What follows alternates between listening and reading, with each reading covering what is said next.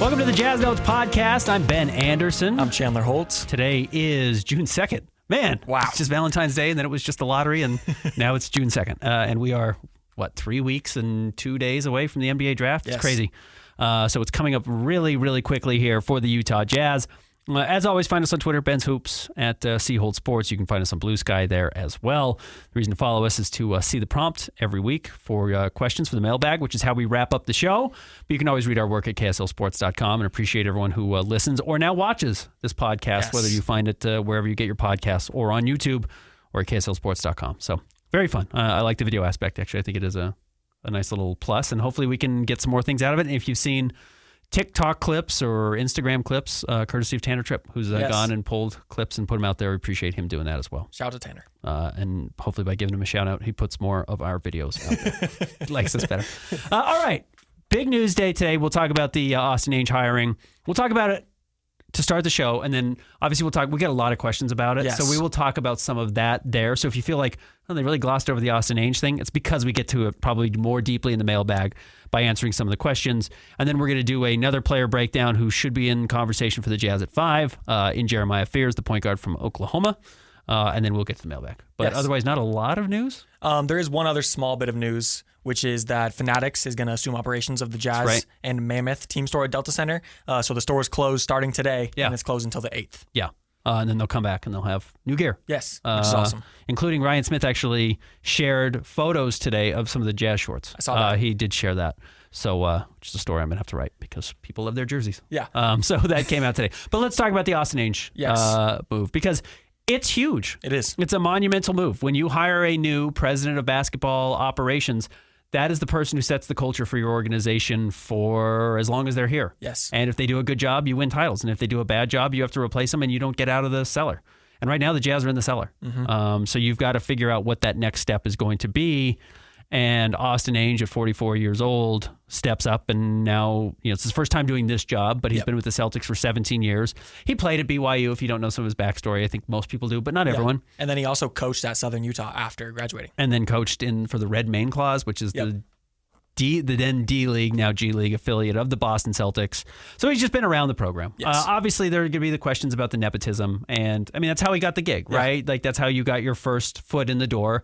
It's how a lot of people get their foot in the door in sports specifically, especially in front offices.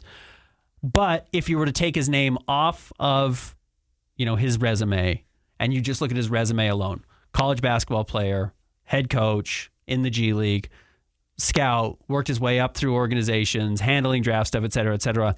These are the types of guys who get president of basketball operation jobs. Yeah. Now, maybe he should have, maybe in other situations he would have been like the Justin Zanuck or the general manager, and maybe that's what he's doing in Boston already.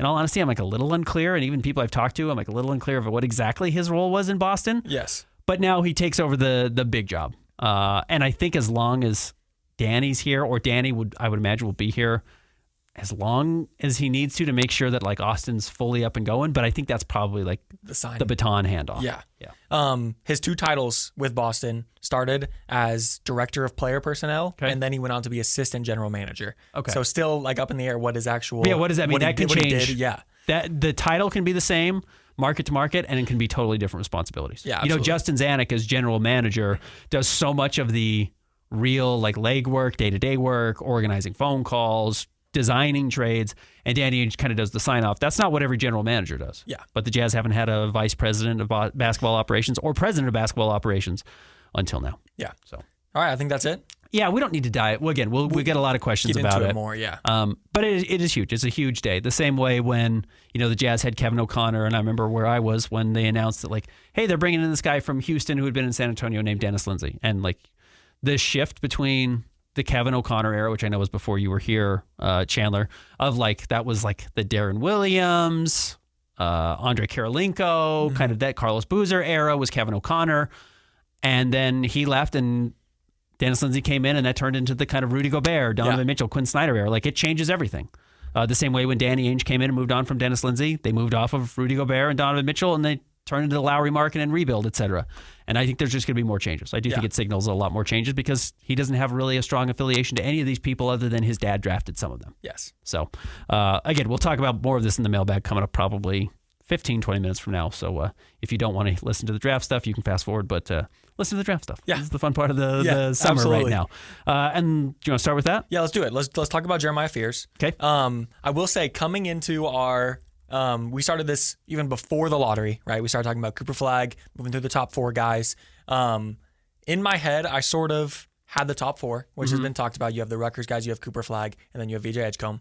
Everyone under that, I've sort of been like meh about. I didn't really know what to expect. And Jeremiah Fears has that effect. I don't know what to expect from him. I think he could be awesome coming into the league, but in that same lane, he could come in and just be a Malik Monk-esque scoring backup point guard. 6'2.5" in his bare feet, 180 pounds, 6'5" and a quarter wingspan, 8'2" standing reach. So honestly, pretty bad measurements. Yes. He's little. He's little. He looks little. Mm-hmm. He's light. He's slight. He's quick. He's actually not like so jitterbug quick the way you think of some of these little guards, but he's quick. Like he's got a good first step, and he's maybe the shiftiest player we've watched so far. I think absolutely. I think Trey Johnson's in that conversation, but like I said with Trey Johnson, he's a lot of side to side and not forward and backwards, or certainly not forward, some backwards, some step back stuff. But like Jeremiah Fears is like wiggle, left, right, step on it, and then get to the paint. Like that's kind of what his skill is. He can go any direction anytime. I think he has the best handle of anyone in the class. Yeah, I think that's probably fair. He averaged 17.1 points, 4.1 rebounds, 4.1 assists, 43.4% from the field, 28.4% from 3, which is really interesting because when you look at his shooting and then his actual shooting numbers, it kind of tells two different stories in a way because 85.1% from the line, which is awesome. Good free throw shooter. Can get to a shot off the dribble. Like you watch the difference between VJ Edgecombe and Jeremiah Fears. Like Jeremiah looks like he's done it. VJ, sometimes you're like, have you ever done this? Have you ever dribbled into a jump shot? Yes. Especially if you're like operating in isolation and trying to get to like a crossover, step back and pull up. It looks really goofy sometimes. Like he doesn't know how to do it. Jeremiah Fears absolutely knows how to do it. It does not go in. Yeah. And that's the big flaw in him. So the big question with Jeremiah Fears is he going to be big enough to do anything in the NBA defensively? Yes. And then is he going to be able to shoot? And it's important to remember that he reclassified in high school the same way Cooper Flagg did. So he's one of the younger players. He's truly 18 years old. He's going to be 19 by draft time, but like he's a year younger than basically everybody else in this class. And when you look at VJ Edgecombe or you look at Con Knipple, those guys are even old for their class. Yeah. So there might be an 18-month difference between him, Jeremiah Fears, and some of these other guys that are considered freshmen. But when their actual birth year was and how old they're going to be. So, and that, that kind of ties into perceived upside. Sometimes I think we overrate like the difference between an 18-year-old and a 19-year-old. But truly, when you're talking about playing at the highest levels of their life so far, he's been a year younger than everyone when he's been doing it. Yeah, absolutely. And something that I think is interesting is in the way that Ace Bailey and Trey Johnson are creators and they're just like, they can shoot over you and they can make these super tough shots. Jeremiah Fears is the creator and we're like, he can always get open. Like he can get down to the lane. He has the pullback, step back, side steps. He has a deep bag, if you want to use that term. He does. And something going into his shooting that I thought was interesting, he shot 36% from 3 catch and shoots and then 39% catch and shoots unguarded. So I think there is something there with his 3-point shot, but I also just think the decision making, both with the ball in his hands and then ultimately when he decides to take a shot, is lacking. There's some upside belief that I think his 3-point shooting is going to at least be respectable. Yes. I don't know if he's going to be like a 40% 3-point shooter, but I suspect he's like I project him, and we should talk about Isaiah Collier more coming up in this conversation. Inevitably, he's going to. I have more belief that Jeremiah Fears is going to be a good shooter than I do Isaiah Collier. Absolutely. So there's that aspect of it. That's kind of the shooting, and it's his biggest swing skill. Like if he doesn't shoot, he's just not an NBA player. And then when you're talking about you don't know what to expect, and you kind of look at these guys outside of the top 3 or 4, and you're like, oh, I don't know. Yeah. If he doesn't shoot, he's not an NBA player. Absolutely. Like I very firmly believe that, or he's a backup, and then you're drafting at the 5th pick, a backup guard, which is like the worst case scenario because backup point guards are available. Yeah. They're plentiful. It's like getting a 3rd string center. It's just like, those guys are out there. You can get Cody Zeller whenever you want. So offensively, he's more of a dynamo than he is, and it's kind of I know it's a vague term, more of an offensive dynamo than he is like one specific thing. He's like an okay scorer, 17 points per game, but like it's not 19.9 like Trey Johnson. Like he's not that level of scorer because he's not that level of shooter. 4.1 assists is like an accurate reflection of who he is. Yeah, absolutely. He can pass. He's got some vision. He gets into the paint and like does some kick out stuff. He also misses guys. Mm-hmm. There's some times like I watch that because I watch the full games. I'm not just watching the highlights. Yeah. Like there's somebody beats guys off the dribble and his like forward or big man who's standing in the dunker spot is like sitting there like, hey, I'm literally wide open and there's no one between you and me, not even a player. Like, you've beaten them off the dribble and they're behind you. Yeah. If you pass me the ball, I have a dunk. And Jeremiah Fears is like, I'm going to the rim. Just pass. Yeah. And you get a layup and you get the assist. Yes. And then he gets into the paint and it's like he's not a very good paint finisher because he's so little. And he's athletic. Like, I think he had more dunks than Trey Johnson this year. Yeah, and I think he will going into next year. Yeah, he's gonna have some weird little guy posters, some like Spud Webb posters, because he's pretty springy, he's pretty bouncy, but he's like not a great passer. Yeah, he's not like a super instinctual passer. I think Dylan Harper's a much better passer. Yes. Even though Dylan Harper's like less of a true point guard than Jeremiah Fears is, because Jeremiah Fears has to play point guard in the NBA because he's 6'2" and he'll be 6'4" in shoes. So he's just kind of more of like an I'll do everything offensively. Yeah. Pretty good, but he's not like a great assist man or a dynamic scorer who's going to get you 30 points per game. You're like, well, this is Isaiah Thomas, Celtics Isaiah Thomas, not Pistons Isaiah Thomas, who's like, yeah, he's 5'8", 5'9", but man, literally he's going to score 30 points a game. Yeah. He's not that player either. So kind of some questions there. And then defensively, I was actually surprised how hard he tried. Yes. There is never a moment where he's not caring. Like, I think he's really locked in. He's really trying. He's just little. He's just small. He's just really little, and it changes how he can be as an effective defender. I think that I was going to point that out. He is very energetic on defense. He has a few times, I think he averaged like around 1.4, 1.6 steals a game, something like that. And most of those are passing lanes. But yeah, I think that he's not going to be a Trae Young level of bad small guard defender. No, he's not. But he's going to come in and he's going to try, and he's going to, I think his ceiling, with that said, though, is like a neutral defender. At best. And you're still talking about like a really little guy who, it's why I wish I could see these guys in workouts that we just don't get to see. Yeah. In the past, you would get to see these guys and you think like, oh, I can see his shoulders. And like that implies like, can you add a certain amount of weight? Like I remember seeing DeJounte Murray for the first time and being like, oh, that dude can't fit through a doorway walking straight. His shoulders are so wide. Yeah. Like he's going to put on weight. He's so big. It's got that Rajon Rondo look. Mm-hmm. Like Jeremiah Fears, I can look at pictures of him, but I don't know how big his head is. Yeah. And until I can get an idea of how big his shoulders are, like, is he actually going to get up to 210 because he's only 18 years old now and he's going to put on 30 pounds by the time his career's done? Or is he going to be 190 and just be little his whole career? Yeah. Like, he kind of looks like Devin Harris in that body frame. And I know that's a comp that he gets a lot, which is, I get it. He's like not a great shooter, pretty speedy, good wiggle, but, that doesn't really matter. So, what were your thoughts on him? I mean, we just kind of broken down his game. Yeah. What were your thoughts on him? And this is part of the reason why I say it's so hard to tell if he's going to be awesome or just a backup point guard in the NBA. Because one thing I should add really quick, sorry. He has, like, amongst all these guys, some, like, true, like, star takeover stretches better than Con Knipple. Yes. Now, Con didn't get the opportunity because he was playing with 4 other NBA guys. But that's also the other point. Like, Jeremiah Fears wasn't playing with any other NBA guys at Oklahoma. So sometimes he had to do a lot, and he was doing a lot as an 18-year-old. Like, he was doing a ton as a very young person. But there are late game situations where he takes over and hits crazy hero shots, like 3, drawing a foul to get the win, to put the team up by 1 in a 3-point situation. Late in the conference tournament in the SEC, he takes over games. He beat Kentucky and just like absolutely took over the game, including like several huge defensive plays. Like, when the game's at its toughest, he gets better. Yeah. Which I think is where, like, there's some real star upside here, even though the body type doesn't traditionally lend itself to stardom. Yes. And what I was saying is, I think, like you said, he has the foundation for a lot of these key skills, but he isn't just like amazing at any of them.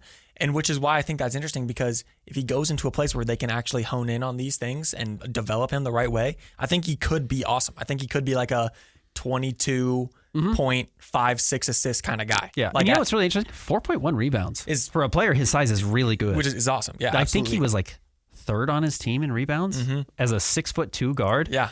He's like not afraid to mix it up. I think that does speak to the defensive aspect of, like, he is not afraid to get in there and use his physicality. And you actually see that when he gets downhill. We said he's not good at finishing in the paint, but man, for a little guy, he will throw his body into you. He will dislodge you. Like, he will get defenders off their spot so he can get to his shots. They just don't go in very well right now, which, again, he's 18. He should get a lot stronger. Yes. Something that I thought was interesting, I mentioned that the decision-making in, honestly, a lot of aspects, like shooting instead of passing, making shots tougher, etc. I think that when he finally gets to the NBA and he has NBA spacing and he also has NBA level shot makers next to him, I think he could be like even more impressive in college in the NBA than he was because of that reason.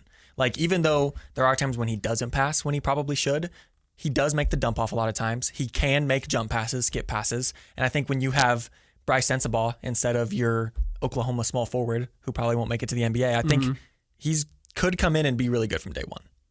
Like, he isn't going to be a true difference maker, but I think that the things that make him a prospective top 8 pick will shine even brighter in the NBA. I think you're right. I think he'll have better spacing around him, and I think he'll be able to do enough early on that he can get on the court, a la Keontae George. Yes. The same way Keontae got on the floor early in his career. There's just kind of enough like natural basketball stuff there that he plays early. Yes. I agree with that. Did you like him? I did. I wanted to ask you, if you were the Jazz, both of them are available for you, would you take Trey or Jeremiah? Trey. Trey. 1,000 times. Yeah. There's a couple things I take away, and the big one is the most obvious. Yeah. Which is, what is the NBA value right now? Size and shooting, and he doesn't have either. Yeah. It's like, that's it. Yeah. That's it. That's honestly just the end for me. That's honestly the end of the story for me on Jeremiah Fears with the number 5 overall pick. He's not big enough, and he doesn't shoot well enough. Yes. And maybe he gets there, but there are other guys who are already bigger than he is that shoot well that don't. They're not point guards. Trey Johnson's never going to be a point guard. I don't think Con Knippel's going to be like a lead point guard, but I think he can probably get some backup reps. But like, they're bigger and they shoot better. Yeah. And are going to have similar defensive questions, but probably are going to have a higher defensive upside because of their measurements. Yes. So I just like don't, other than like he's young, I don't really see it. Okay. In all honesty, like I'm kind of, I liked watching him. Yes.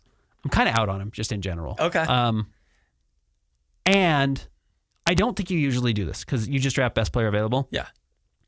Like, legitimately, I don't know if he's going to be better than Isaiah Collier. Okay.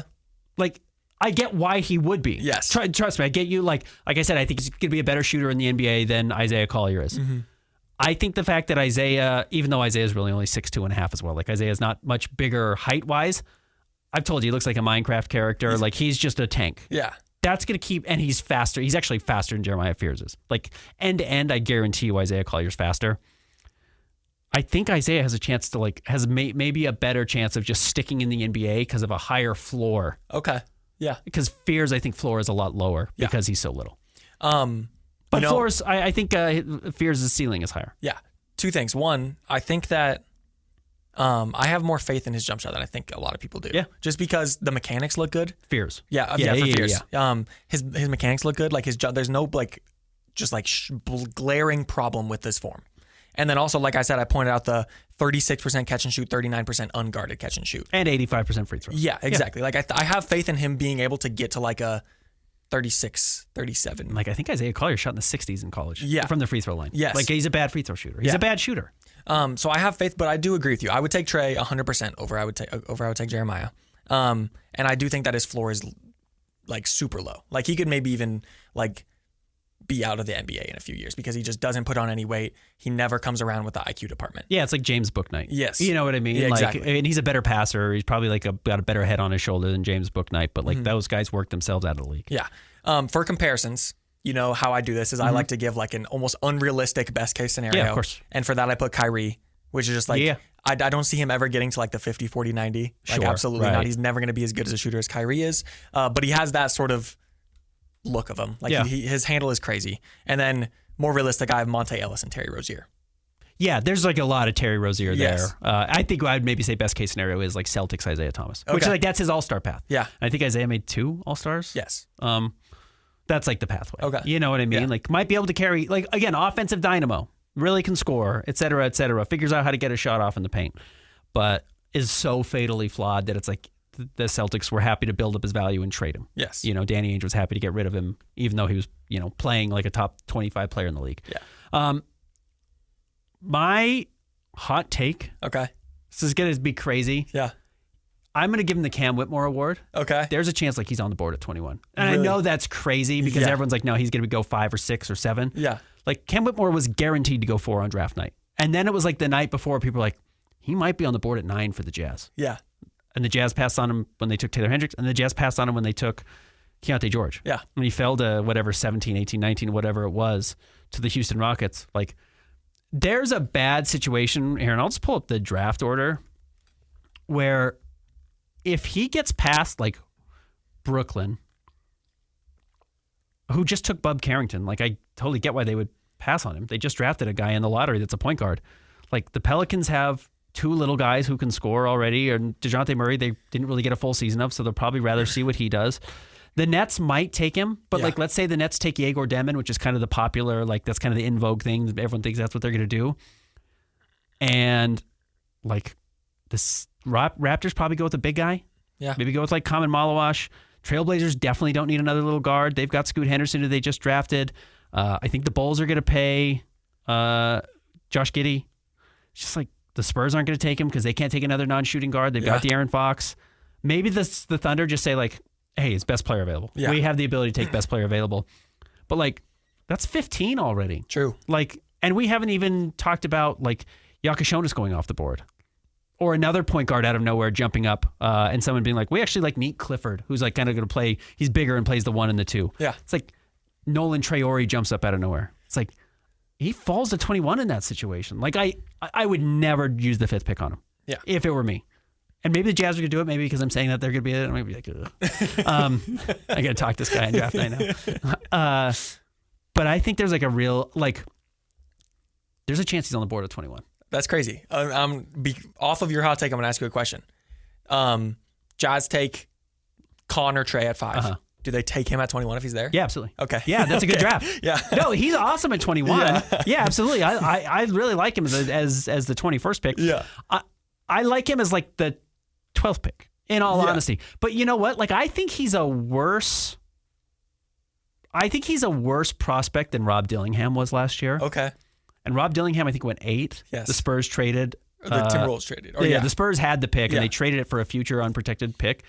Like, and I actually think Rob Dillingham in a worse draft is a better prospect than I think Jeremiah Fears is. Yeah.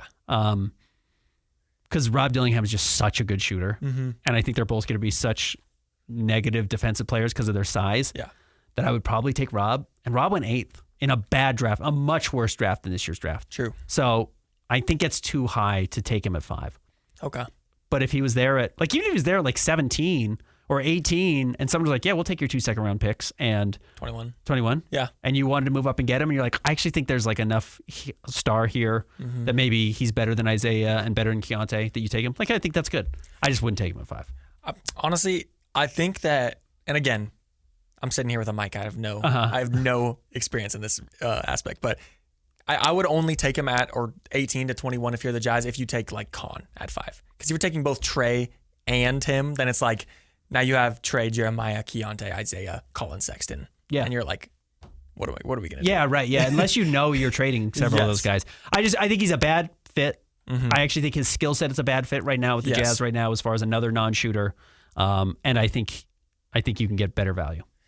And like, I have more faith in, and like, I'm not saying Trey Johnson is going to be an amazing defender, but I think his defensive ceiling is higher than Jeremiah's. Yeah, absolutely it is. Yeah, he didn't show it, and the effort wasn't as high as Jeremiah Fears in college, but yeah, he's 6'6" with a 6'10" wingspan. It's like that. Unfortunately, like I watched the Pacers beat the Knicks, and it's like, yeah, Tyrese Haliburton's a terrible defensive player, but he's also 6 inches taller than Jalen Brunson, and that helps. So when he needs to block an OG Anunoby 3, he blocks it. Yeah, and here's the funny thing about Jeremiah Fears. I would say the 3 biggest problems for the Jazz were defense, shooting, and taking care of the ball. Yeah, and he does. Yeah, we didn't talk about his turnovers. He averages 4.1 assists and 3.4 turnovers. I think it's like 1.2 turnover to assist. Yeah, he's just not. He doesn't take care of the ball. Yeah. So you're right. He accentuates everything the Jazz are bad at already. Yeah. But there's some star upside. Yeah. Yeah, there is. Yeah. But there is with everybody. Colin Knippel has star upside. Yeah. Trey Johnson has real star upside. And so does the guy I think we should talk about next week, Derek Queen. Okay. Let's talk about Derek next week. Yeah. And then honestly, we're kind of running out of guys who I think are going to be in conversation at 5, which is the nice thing about 5. You're not looking at 15 guys. And then we'll probably start looking at some other players in the 20s and kind of around that range because, man, the more I look at this, like the way I'm talking about Jeremiah Fears going from 5 to 21, that's going to happen with other guys as well. Yes. This is going to be an interesting draft. I think this could be a Dante Exum, Rodney Hood-like situation for the Jazz as well, where hopefully you get a better player than Dante Exum at 5. But like Jazz fans were stunned that Rodney Hood was on the board when they drafted in the 20s in that draft. I think he went 27 overall as well, but I can't remember exactly. Maybe it was 22. Yeah. You're going to have a similar situation where Jazz are like, man, I heard that guy talked about it like at 12. and he's going to be on the board at 21. That's going to happen in this draft because it's pretty flat, and there's going to be, a guy could slip really quickly. Yeah. So that's it for Jeremiah Fears. He's the player I've liked the least of the ones we've watched so far. Agree. But with Cooper and Dylan Harper off the board, he gets more into that conversation. I get why he's in the conversation, but he's the player I've liked the least of that group. All right, we'll take a break. When we come back, we'll get to the mailbag. Stick around. More Jazz Notes coming up next.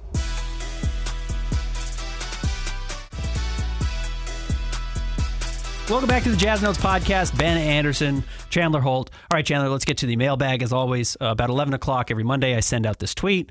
I also put it on Blue Sky, whatever they call them on Blue Sky, and you can respond to it just saying, send us your mailbag questions. Yes. We'll respond to them on the episode, and that's what we're doing now. And we'll start with Blue Sky.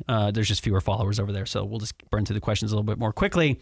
And some of the questions we got on Blue Sky repeated on Twitter, so we'll actually get to them on Twitter this time, just because I like to mix it up. But Brandon Stone did ask on Blue Sky, is the front office philosophically in a swing for the fences mode with these picks due to the current collection of young players, or are they more inclined to play it safe? At 5, I guess inherently, here's the truth. When you're drafting this high in the lottery, you're hoping to get a player that changes your franchise. Yes. So technically they're all swing for the fences a little bit.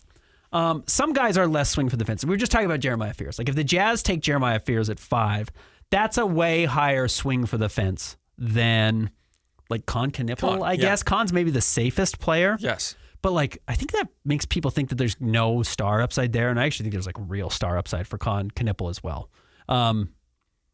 But just of the names that are available, and I'll just ask you. Yeah. You tell me what you think. Is VJ Edgecombe a swing for the fences guy? No. Is Ace Bailey a swing for the fences guy? Yes. Is Trey Johnson a swing for the fences guy? That's the biggest toss-up, I'd say, but yes.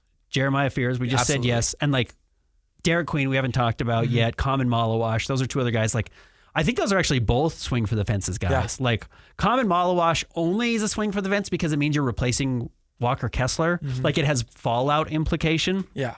Derek Queen's just another big guy who the upside is he's, a Boogie Cousins type offensive juggernaut. It's not the right comp for him. Yeah. And I just haven't watched enough of him, but that's what you're hoping for versus he's safe and I just know what he's going to do, which is there's guys like Colin Murray Boyles, who we'll have to talk about at some point, who is another one of these guys who's going to get mentioned 6 or 7 that could be on the board at 21. That's a way safer pick because he's just the best defensive player. So I think actually just inherently due to the names that are there, most of them are swing for the fences players. But that's who's in the draft at the top. That's one and done players that you get in the top 5 or 6 of most drafts. There's not a lot of guys unless you take Zach Edey at 6, which he went 9 last year. Yeah. That's a perceived safe pick, I guess. Yeah. I agree with you. And I think that we won't really know because the question was, what is the front office doing? Right. Basically. Right. Yeah. I think we won't really know until the draft comes, because also I think that what the Jazz do will kind of give us a sense of what is going to happen a year from now. Yeah. I wouldn't be surprised if they take Con Knipple, who projects to be a high-level role player, and that is not a bad thing in any sense of the word. Just looking on to hopefully getting that superstar next year. Yeah, and I think that's kind of thought. We talked about this after the Jazz lost the lottery of where are you putting your chips on the board now? Yeah. And how are you going to gamble and risk that? And maybe you go a little bit higher risk on trades and a little bit lower risk on the draft. Yes. The truth is there's just no zero risk draft players, right? Guys bust every year. But teams, I will say, for example, passed on Tyrese Halliburton thinking he was a safe pick and he falls to 11, and Tyrese Halliburton's the best player on a finals team now. Yeah. That's Con Knipple, right? So if you're saying pass on Con Knipple because he's the safe bet because there's not the Jeremiah Fears type upside, it's be careful with that. Yeah. Because Con Knipple is a safe pick the same way Tyrese Halliburton was a safe pick, and people are I think we might be able to get more. There might be more there. And then he slips to 11. And it's okay, well, now he's the best player on a finals team. Yeah. And I'm not betting on that the same way I wouldn't bet on that with Tyrese Halliburton, but Tyrese Halliburton's showing it's possible. And Con Knipple is that type of he's that caliber of player in college that might have that type of upside. So I think kind of inherently it's a swing for the fences just because of what you're doing. And there's just not a lot of truly safe bets here. But I think the way you probably recognize you're going to have another high draft pick next year means that you can probably afford to play a little bit safe knowing that you're going to take another huge whack at it next year. Yes, absolutely. So that's how I would approach it, I guess. So yeah, that's why I would go with Trey Johnson or Con Knipple over Jeremiah Fears. because like I would hope that I win the lottery, and if I have to get Darren Peterson next year as my future point guard, fine, I got him there. Yeah. But I'm not taking that swing this year. Anything else on Blue Sky? There are some, but I think they're replicated in Twitter. So let's do that. Okay. So I'm going to combine, give a shout out to a few people. But shout out to Alex from PGH and Alex Currett, 2 different Alexes on Blue Sky for sending in questions. Okay. We see you. Yes. From Tim Hazard, and then also, let me scroll down here. Sarah, basically just asking, can you clarify the job descriptions between Danny Ainge, Austin Ainge, and Justin Zanuck? There's a lot of confusion about what the positions are and what they do. We will get better clarity on this today at 3 o'clock. I'm going to go over to the press conference and talk to him over there and figure out exactly kind of how this is going to work. Look, traditionally how it works is like the president of basketball operations is the number one guy. Now, traditionally, you don't have a president of basketball operations with the CEO, which is Danny Ainge. Yes. I would still bet Danny Ainge is like the final say guy right now. And they may even say that's not true. And I still think if you're talking about your dad, who's a future Hall of Famer, is in the room with you and your dad wants to lean one way, I doubt if it's like going between Jeremiah Fears for Austin Ainge and Con Knipple for Danny Ainge that they go with Jeremiah Fears. Yeah. But maybe I'm totally wrong. Maybe I'm wrong on that. But I still kind of think as long as Danny's there, he's going to be the man. Yeah. But I do suspect that immediately Austin Ainge steps over Justin Zanuck because his title's higher. Yeah. President of basketball operations is higher than general manager. You become a general manager, then you become VP of basketball ops, and then president of basketball ops. And generally, the VP of basketball ops is already the highest. They just get promoted to president because people like name changes or title changes. It really doesn't do a whole lot different. So I just think that's what it is. I still think Danny Ainge is kind of like the overlord number one. Yeah. Austin's like the strong number 2, but maybe like 1A, 1B. Mm-hmm. And then I think it comes into like Justin Zanuck, Will Hardy, the head scouts, Sean James, et cetera, and down the line. All right. And then Ryan Smith is in that conversation as well. I mean, ultimately, if Ryan Smith wanted to say, hey, when you call on draft night, you're taking Trey Johnson, they have to take Trey Johnson. Like, it doesn't matter what Danny says. So, but he's smart enough to get out of the way. Yeah. Next up, an interesting one from G-Dub. If you swap out any player besides Halliburton from the Pacers and replace them with Lowry, do they still win the East? Yeah, he's like a better player than Andrew Nembhard. Yeah. I would say I don't think for Pascal. I think... No, Pascal's better. Yes. Pascal's a better player than Lowry Markkanen is. Yeah. Which is a good reminder. Like, they got Pascal for kind of a song. I'd have to go back and look at exactly what they traded for him. I don't remember all the salaries that went back to Toronto, but like, it wasn't crazy. It was Bruce Brown, right? Yeah, I think so. And like 3 draft picks. Like, not great draft picks. Mm-hmm. That was a really good trade. And they paid a price. They pushed all in. That's what their chips were for. Yeah. But that was a smart trade. Pascal's a better player than Lowry. I was going to say, if you wanted to say, and it's like, you can argue that like Lowry was not at his best last season, didn't have his foot fully on the gas and all that. If you wanted to argue that Lowry at his peak is better than Pascal, I would listen to you. But I also just think that Siakam fits better with what Indiana's doing. He's a 2-way player, 20 point per game for most of the last, 6 or 7 years in the NBA. He also won most improved player at one point in his career. He's not as big as Lowry, but he's not way far off. Probably 3 or 4 inches shorter. Yeah. But he's just a way better 2-way player. He's a much better passer. He's probably a more cerebral player. And in a playoff game, when you need him to score 30, he does. And it's what he's done. How many times did he do it? He did 3 times in this series alone. Mm-hmm. Like, Pascal rules. But it's also a reminder of like, Pascal was available. Like, he's just out there. And the Raptors were like, do you want him? Someone take him. Like, and I said this for a long time, like the Cavaliers absolutely should have traded Darius Garland for Pascal when that trade was on the table, or when I should say Pascal was on the table 2 years ago before this trade was made. Like, if I were them and I had Donovan Mitchell and I knew I needed a big wing, I would have kicked down the door to get Pascal. I never understood why that didn't get more traction. It just felt so obvious. And the Raptors at the time needed a point guard because they had Scotty Barnes. Like, it was just like, it made so much sense. It was so weird that deal didn't ever like get talked about, or at least didn't get much traction. But in retrospect, like, clearly the Cavs should have done that. Yes. But good for the Pacers. I love this Pacers team. They're really fun to watch. So, absolutely. No, I mean, and obviously, Lowry can't step in and play center like Miles Turner. Like, Miles Turner's a stretch big also, but he's actually a pretty good shot blocker. He's not a great rim protector or a defender, but he's like a good shot blocker. Yeah. So, no, and I mean, the reason the Pacers work so well is they're a good team. Yeah. They've got a good point guard. He's flawed. He doesn't play defense, but Nembhard plays a lot of defense. And then they've got, what's his name, coming off the bench, who's a very good defensive player as well, their backup point guard. TJ McConnell. And then Nesmith. And Nesmith, who's a great wing defender. Yep. And They've just got a ton of depth. Yeah. So it's just a really well-built team. So yeah, like where do you plug Lowry in there? It's like, it would unbalance the roster. Yeah. But that's not a knock on Lowry. It's just this roster is designed really well. Yeah. So, and Lowry's still a heck of a player. Yeah. Absolutely. Also really worth reminding, if we want to talk about like how this works, if you were to find like a level comp for Lowry, meaning like who's a player who's like, if Lowry's the 25th best player in the NBA, this guy's 24th or 26th, it's probably Domantas Sabonis. Yeah. I'm like, the Pacers traded Domantas Sabonis for Tyrese Halliburton. Yes. So like when you're talking about moves this offseason, like we've thrown out Jalen Green, we've thrown out some of these other names that are out there. Like it's kind of how you got to keep assets alive. Yeah. Like you talked about it. It was astute. It's like the Pacers and the Thunder are both here on the backs of Paul George trades, which is really funny. The Pacers traded him to the Thunder for Sabonis, right? And Victor Oladipo? Yes. And then they traded Victor Oladipo for Sabonis. Yeah. Or no, they got Sabonis back in that. I'm sorry. Yeah. And then they traded Sabonis for Tyrese Halliburton. It's like Donovan Mitchell got you Lauri Markkanen. And maybe the question then is, what does Lauri Markkanen get you? Yeah. And really, that's the fallout of the Donovan Mitchell trade. And Lowry's just like the placeholder who maintains value until you get the right guy in the spot. Yes, the same way the Pacers didn't get proper value back from Paul George until they got Tyrese Halliburton. Yeah. It's kind of how you have to view players. It's unromantic. It doesn't allow you to fall in love with the players as individuals, which is the fun part about being a fan. Yes. But that is, I think, how the Jazz are probably viewing it. Just to let you peek behind the scenes.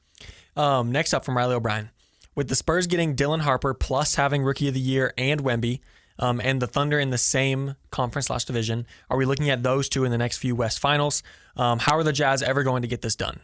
To answer that last part, I would say maybe like a month ago, it was like the Cleveland Cavaliers are a 60-plus win team, and it's the best version of the Cavaliers without LeBron James, and the Celtics are the reigning champions, and they have 5 players who can shoot. They have 4 offensive creators, and they have an amazing defense. Yeah. Guaranteed to be the Eastern Conference Finals. Yeah.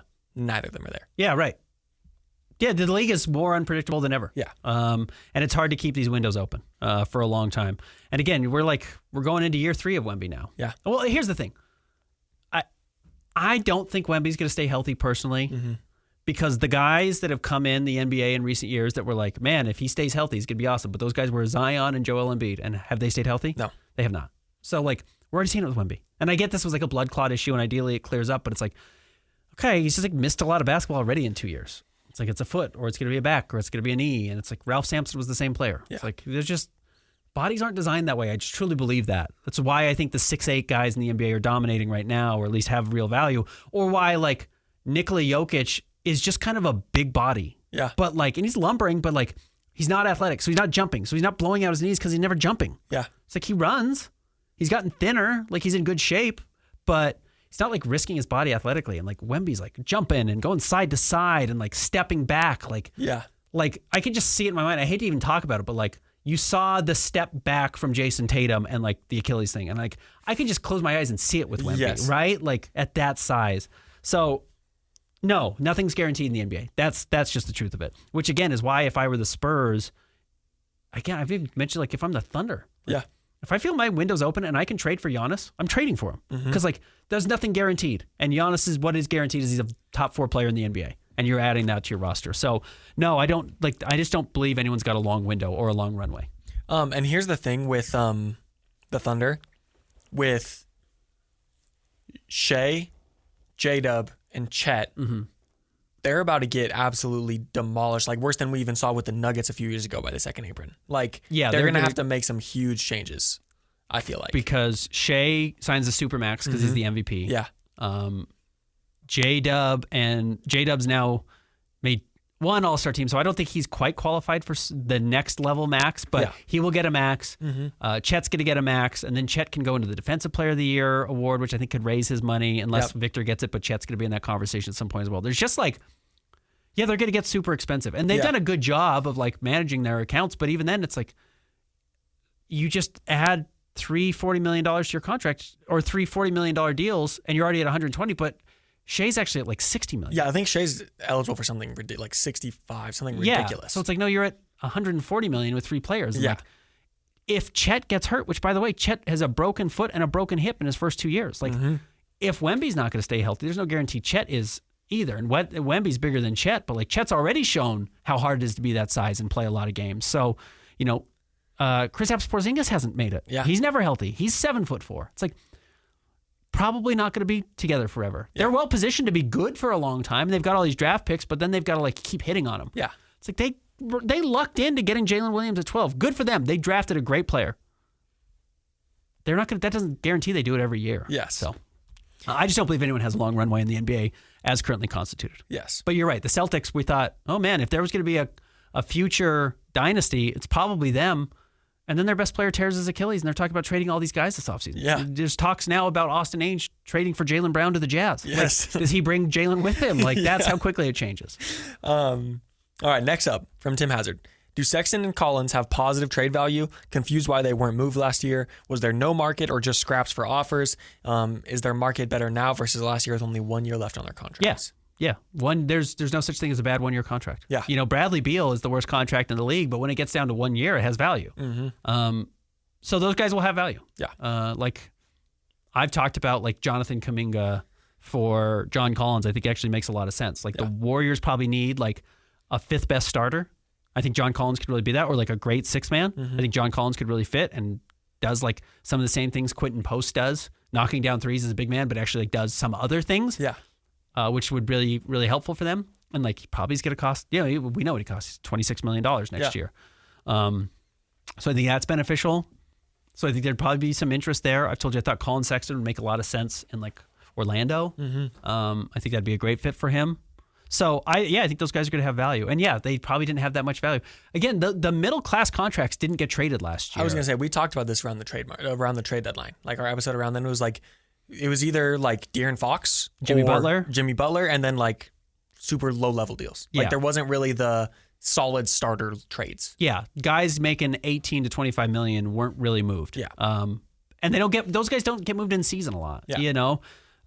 So I think there's a better chance to get moved this summer. Yeah. And certainly the Jazz will kick the tires on that. Oh yeah. So and there's but yes, to answer the question, I think they have value. I mean, those are good players. Yes. I know they've kind of got the reputation of like guys who've never won a whole lot. John Collins had one playoff run. Colin Sexton's never been in the postseason, but like, I think Collins like legitimately a good player. Mm-hmm. So, and I feel the same way about John Collins. I think both those guys are legitimately good players, and in the right situations could be extraordinarily valuable. Next from Jimbo Slice, who do you think the Jazz should take? Con Kennard or Jeremiah Bogues? I don't know who those players are, and you don't know who those players are either. So. But give me Bogues. Yeah. Who have the Jazz had in for workouts? This is from Holly Hardy. Any news on who is coming? From the combine, the Jazz felt confident. It sounded like that they could get everybody basically not named Dylan Harper or Cooper Flagg. Okay. So VJ, Ace Bailey, Jeremiah Fears. So I've done the thing because it's the Jazz don't let us know who's been working out for them. I've honestly just gone and followed all these guys on Instagram, and you'll see like who posts that like I'm at the Grand America today, which is like how you find out. Another weird one that I follow is like some of the Pacers writers randomly, because the Pacers are one of the few teams that still let you have access to the workouts. Yeah. Now it'll be less this year.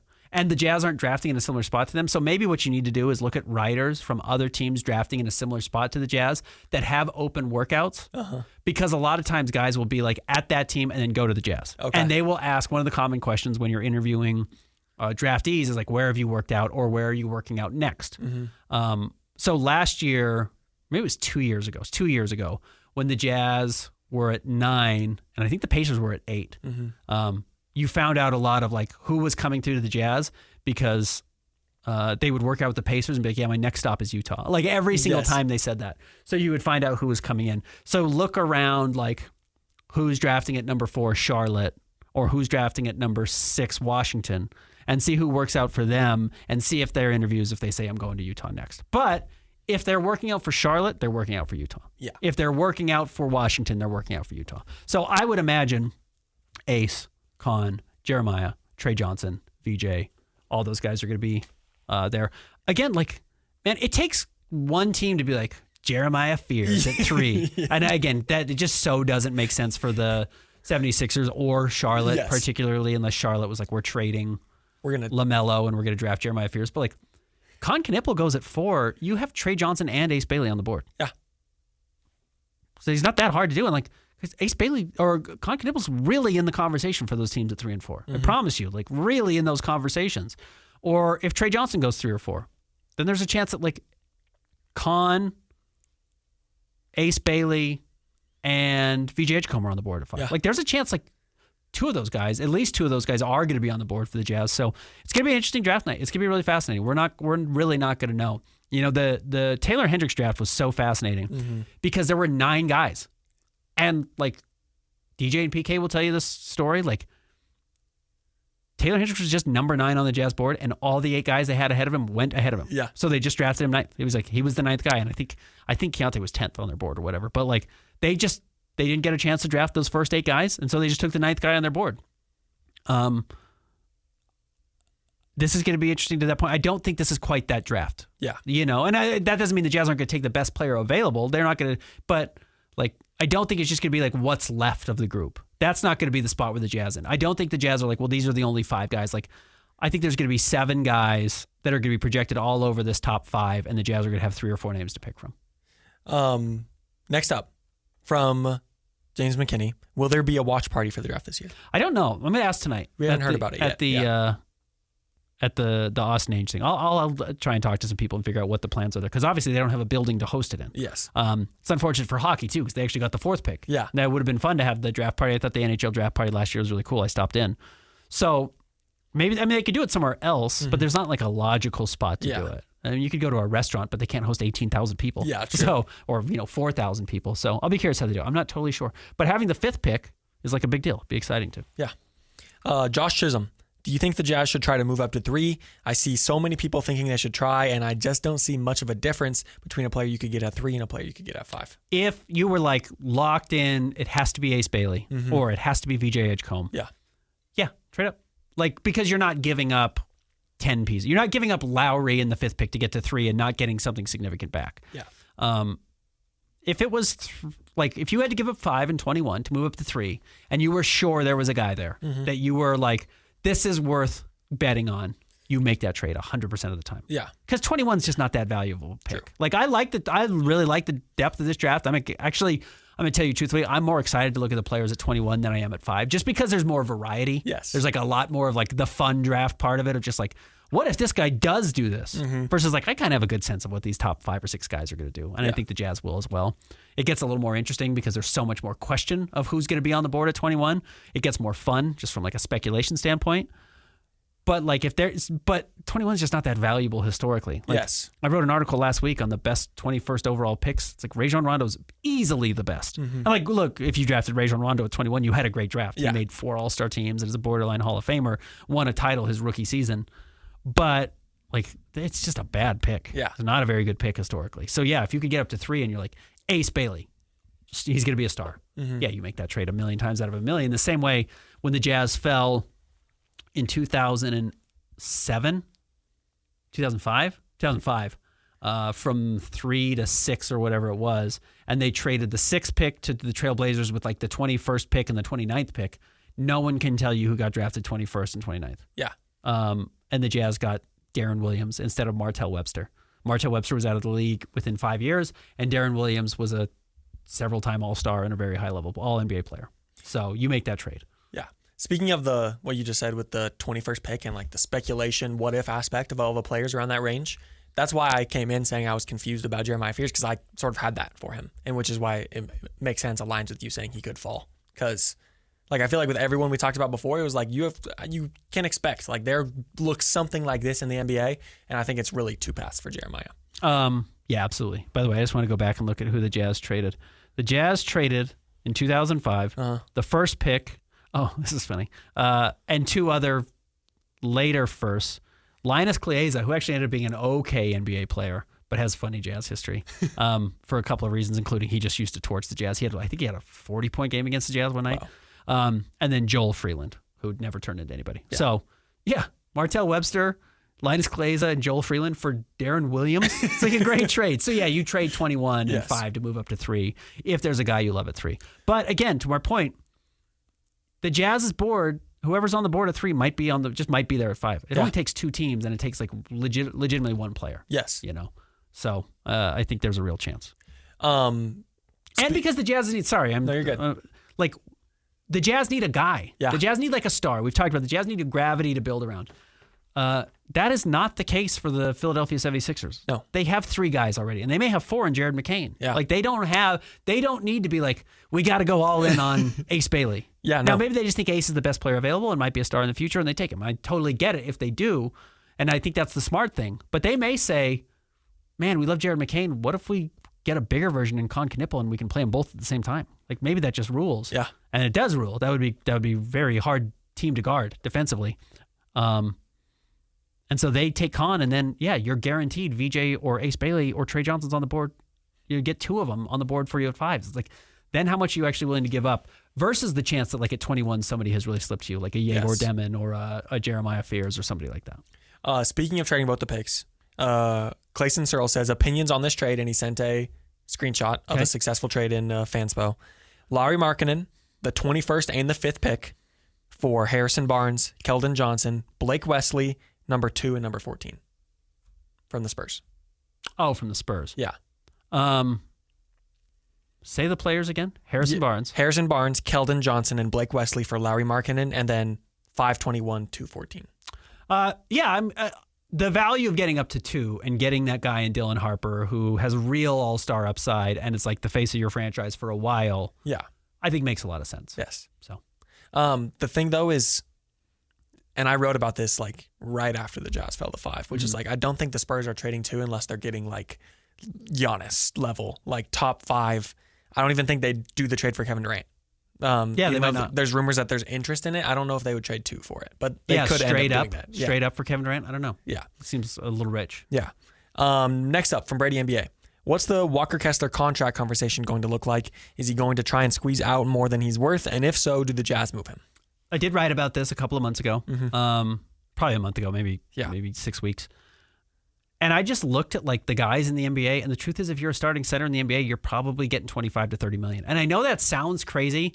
We are just always like a year or 2 behind on accepting just what good salaries are in the NBA and what it costs to have guys at this level. Like Jakob Poeltl, I think, is making 20 and is on the low end. Yeah. I think Nick Claxton was the player I looked at as the closest comp to Walker Kessler when it comes to age and production. And I think Nick Claxton, I'll pull up his contract for you right now, signed a 4-year, $100 million deal. Yeah, 25. Yeah, he signed, and it's decreasing. And then again, that's the nice, you can work with Walker. Like Nick Claxton's deal this year was $27 million. Next year it's 25. Year after that's 23. 2027, 28, it's 20. Like maybe you just draw that number out and say, Walker, this is it. Yeah. Like, do you want to make $100 million? Here's a 4-year, $100 million deal for you today. Yeah. If you want to pass on it, that's fine. The nice thing for the Jazz is he's a restricted free agent next summer. So if he doesn't agree to a deal, who cares? Yeah. Like you don't have to go way over, but guys get paid in the NBA. Teams pay their players because they don't want to anger them. Yeah. You know, the Jazz made Gordon Hayward go find a max contract, and he resented it throughout his whole deal to the point where when he left for Boston, he didn't tell anyone he was leaving. So the Jazz couldn't trade him a la Paul George, you know, and make that type of deal. So, but if you could get Walker at like 4 years, 80, you hit a grand slam. Oh, that's that's super awesome. cheap. Yeah. I think 25, you're happy. 4 years, 120 million is probably a little rich for me. You might do 4-year, 120 if you can get a team option for the 4th year. And then it's 3 years, 30 million a year. Yeah. He's like a piece of your team going forward. Oh, absolutely. And like clearly there was a ton of interest in him at the trade deadline that the Jazz passed on. Like I think you can always move a rim running, defensive minded big who can catch lobs and set good screens and has become one of the better rebounders in the NBA and is like the second best shot blocker behind Wemby. Yeah, and I think if you can do like 4-year 100 and then also front load it, like you said, like maybe he makes 28 this year, something like that, and then it's like similar to the Nicholas Claxton contract. Then like in 3 years, maybe in a year or 2, you draft a center in the draft and it's like you need to move on. Then it's like he's going to have interest because like you said, he is a very positive interior defender. But Walker's also said he's interested in re-signing and getting that deal done. Yeah. And Walker, knowing him the little bit that I do, just because I cover the team, I've been here since he's been here. I bet he's the kind of guy who would value security over like, let me get every dollar. Okay. Like, I'm not sure he's the guy who's going to be like, if I don't get 5 years, I don't even know if he can sign 5 years. I think that might be the max. 4 years and 140 or whatever, 130, I'm not going to do it. He might be the guy who's like, what's fair? What are the other guys around the league doing? Nick Claxton got it. Cool. Yeah. Give me the same thing. Give me $1 million more a year because of inflation. Yeah. League inflation. Yes. And that might be the deal. So I bet it gets done though this summer. I would think it gets done. Okay. Unless you take Common Malawach and you trade him. Yeah. In all honesty, which is on the table. I'm not saying for the Jazz, but I'm saying like that's a situation that could play out. Yes. Okay, we have a few more questions about the Ainge stuff. Yeah, happy to get into it. From Quinn, reports from Boston media is that the word is that Austin Ainge will be the main decision maker here going forward in regards to basketball operations. Can you confirm if that's true or not? I can't. Yeah, but that is what the role is. Yes. Yeah, that's what president of basketball operations is. Like that's what the job is. And I imagine the reason he left Boston is that he was given a lot of power. Yeah. He didn't take it to do the same job. You don't laterally move from the Celtics to the Jazz. Yeah. So, from Sad Jazz fan, do you know if Zanuck is turning down promotions because he likes his current position, or are they just not offering the promotions to him? So Justin, went to Milwaukee to be the next in line to get a basketball operations job, like a president, I believe. Yeah. And didn't get it, and came back to Utah. And I would imagine wanted to get the job to replace Dennis Lindsey. And then when Danny Ainge got it, thought maybe I'll replace Danny Ainge. Like my initial thought, just because I like Justin personally a lot, he's like one of my favorite people to see around, like at games, and like his kidney stuff was like, I'm really glad he's doing well. Yeah. I felt bad for Justin this morning that he didn't get this opportunity. He may be okay not being the guy who takes the job. Yeah. Like he just may be at a point in his life because he's had a health scare, because he has a whole family, because he's not 40 years old anymore. He's not that old, but like he's not, like maybe he's just like, hey, there's 30 jobs. I'm not going to get one of them. It's not going to come for me. Like, so I'm going to take the role that I think is the role I want to have. And I'm happy with it. And I like where I am. And he's got high school age kids, not to pull back the curtain entirely on Justin, but he did stuff on his family. Like they've written about it at ESPN. So at that point, he may just be like, you know what? This is a good life. I make good money. Like he's still making, he's fine. Yeah. He's doing fine. He's doing good. Yeah, he's doing good. Maybe he's just like, hey, I've got security here. The Jazz keep me around.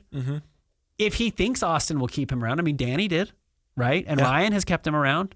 He seems like Will Hardy. Like they said, they've never made this came out when Will Hardy got the extension. He's like, we've never once had to have a meeting. We've never once had to call a meeting because we're always talking. Like we get along. We're always talking. Maybe he's just happy. And you can always hope the grass is greener somewhere else. And being a basketball ops, a VP or a president is like the right thing. And I totally get it if he wants to. I'd totally be thrilled if Justin got that job somewhere else and had that opportunity.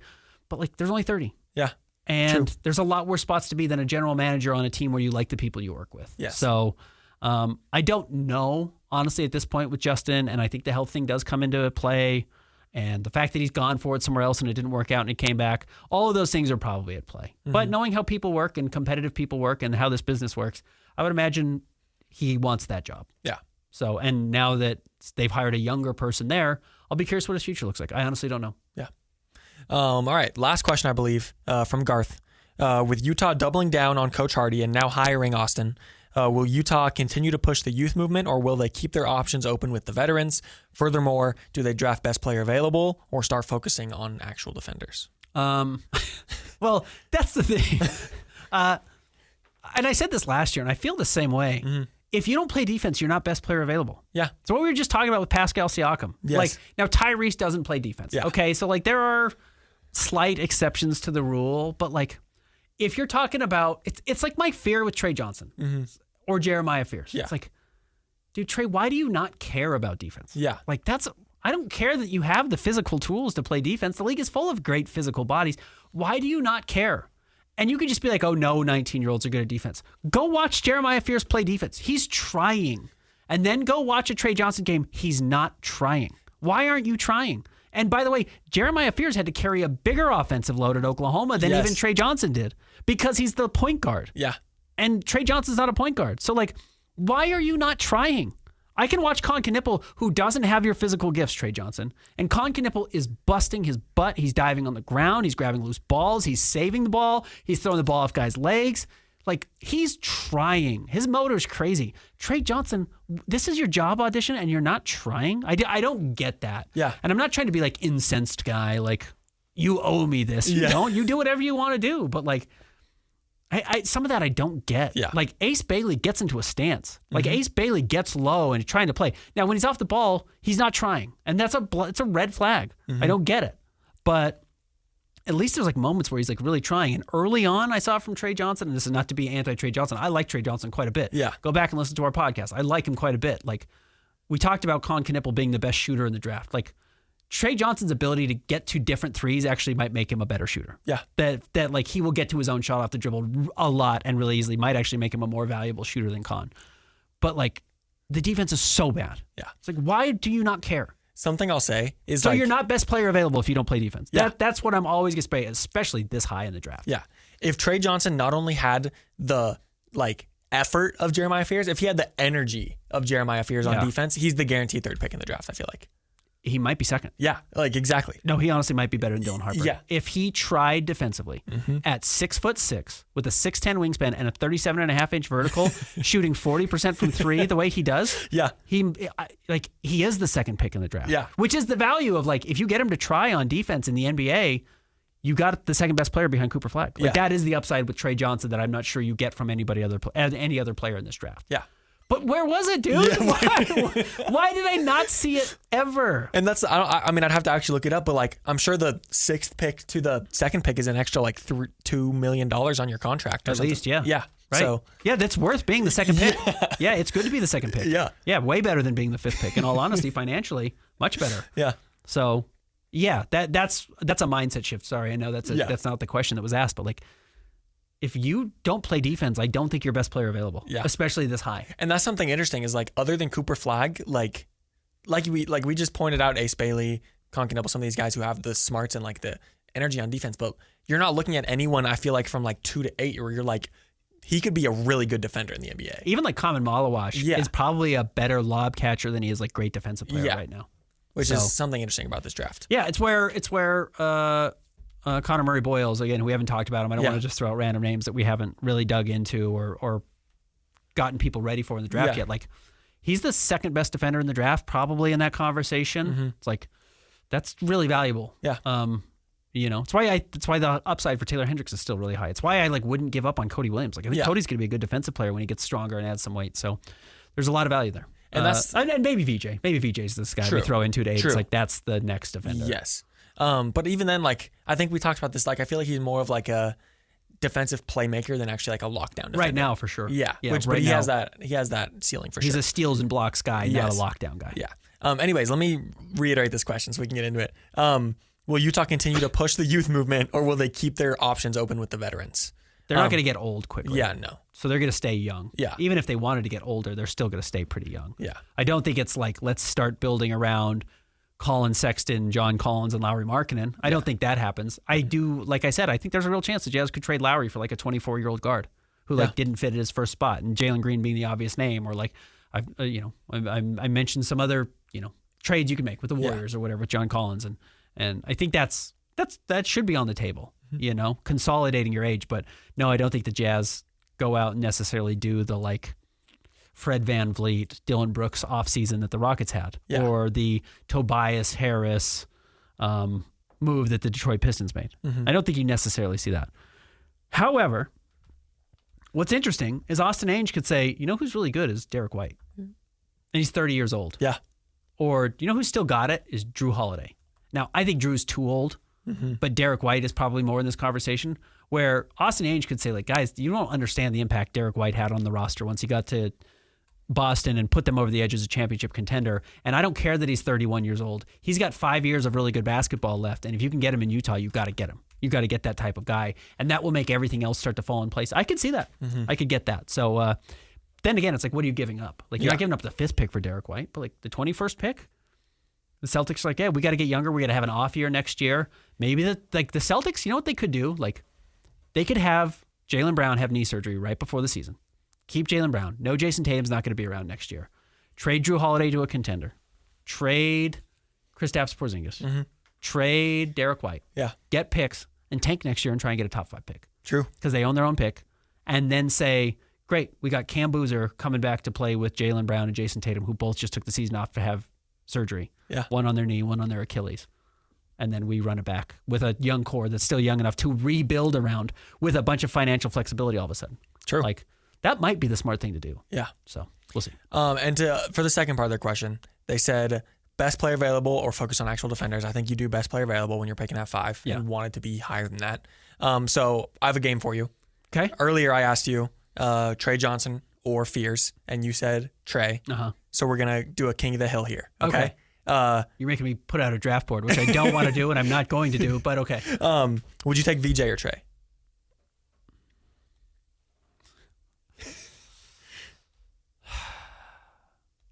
I honestly don't know. You don't know. I think that one's a toss-up as well. And then you have Con and Ace, but I think from just my perspective, I feel like it sounds like you've been the highest on Con. I think, in all honesty, if I had to do like a quick draft board, it gets really hard. Yes. I would probably go Cooper 1. Yes. Dylan 2. Okay. I'd probably go Ace Bailey 3. Okay. Yeah. I went back and listened to our podcast on Ace, because one of the things that's hard to do with this is like, you watch a player, you really study him, and then you get away from him for a while, and you like watch the next guy, and you're like, man, he's really good. That guy can really play, and you kind of forget of all the film you watch. So I went back and listened, and it was like, we were really high on Ace Bailey. Really high, yeah. And I'm like, oh yeah, he's really good. He's awesome. He's really tall. He makes crazy shots. He's like a really good weak side shot blocker. Like, I'll probably still go with 3 because I think the star upside is really high there. Absolutely. And I still, again, I think the basement is pretty high. So I'd probably go him at 3. I might go Con 4. VJ 5. Okay. But it might be, I mean, Trey, VJ, I don't think you care either way. Yeah. And they're both really good options. Yeah. Like, they're both really good players. Trey's like offense is so good. It's crazy. He's going to be a really good scorer in the NBA. I really like it. I think that's really exciting. I wish he did a couple things better, but like, I think some of the things he doesn't do well, like getting to the paint right now, probably will change in the NBA. I think you'll teach him how to do it and you'll figure out how to get there. Like, his handle is good enough that he'll learn how to get around players and then use his physical tools as he gets stronger. Yeah.